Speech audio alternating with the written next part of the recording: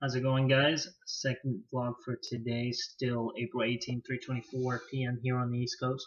So the second vlog for today will be called I Don't Believe in Failing or Failure.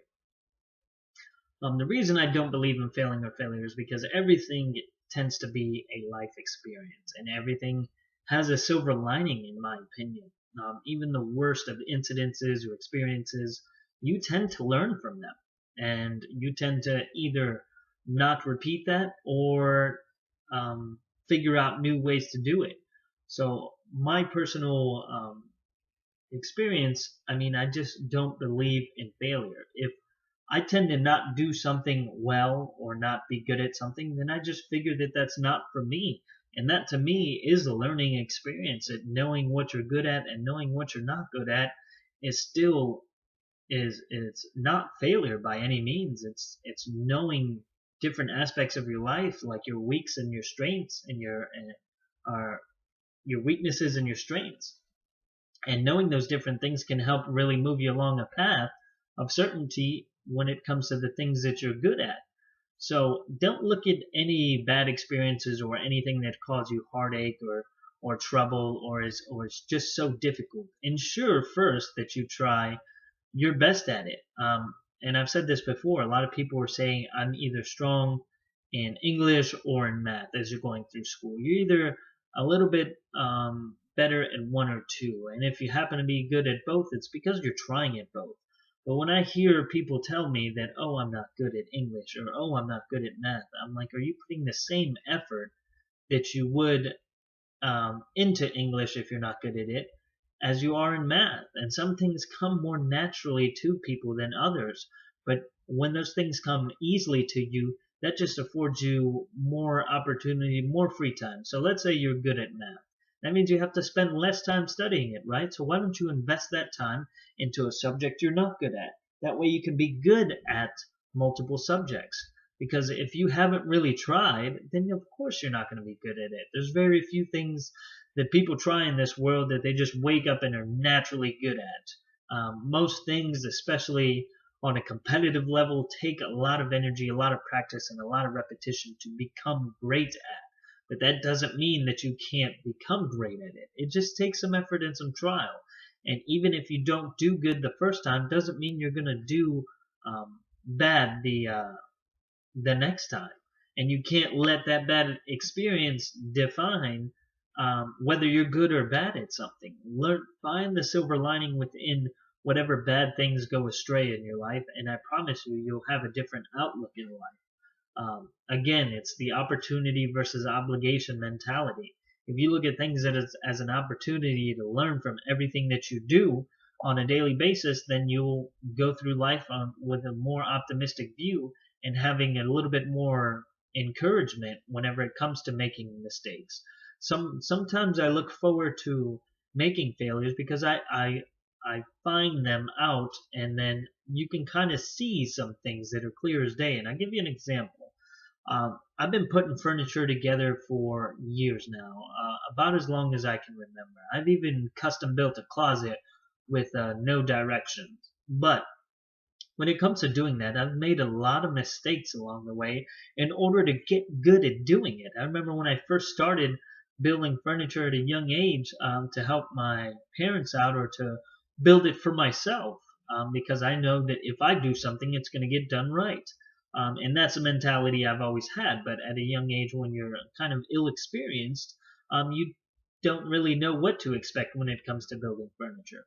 But in this modern day and age, furniture tend to cost less whenever you have to build it yourself. And I'm willing to make that investment in my time so I know that it's built right, rather than have some guy come in, quickly do it, where he's not going to be the one, let's say, sleeping on his bed.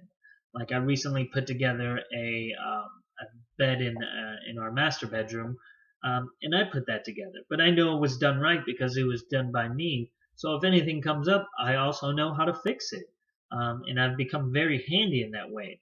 But to get back to the beginning, when I started building furniture, I remember putting handles to drawers on the wrong side and you learn from that mistake. You learn how to read the patterns in the furniture, figure out which sides are rough edges, which side aren't, where the holes are marked, so you know that you're inputting things in the right places, and so everything comes out flush and according to the directions. But if you don't pay attention to detail, you tend to look over things or think that you're competent in building something, and sometimes you mess it up. And then some of my worst fears are having leftover parts if I don't pay attention to the directions.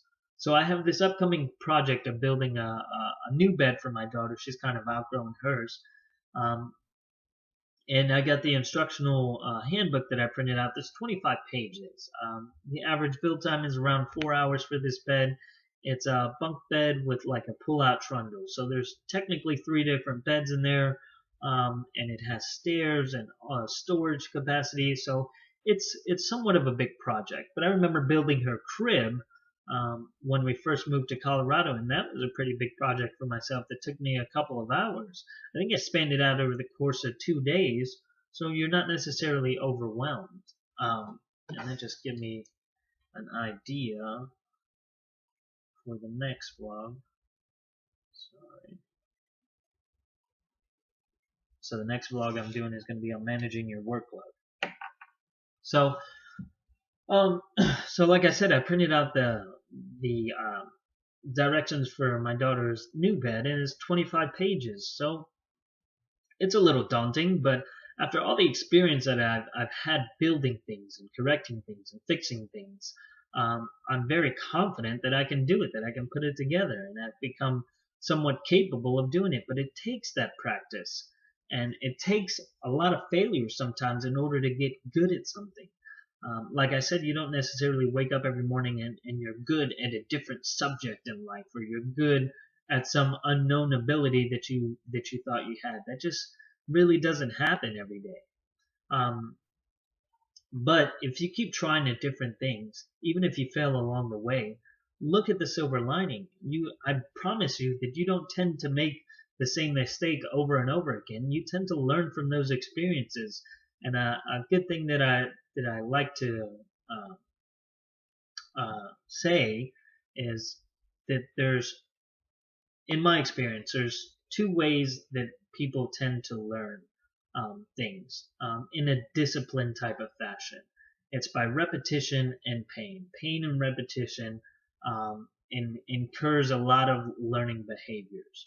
So if you want to be good at something, you have to repeat it. And you know some things are bad for you when they become painful.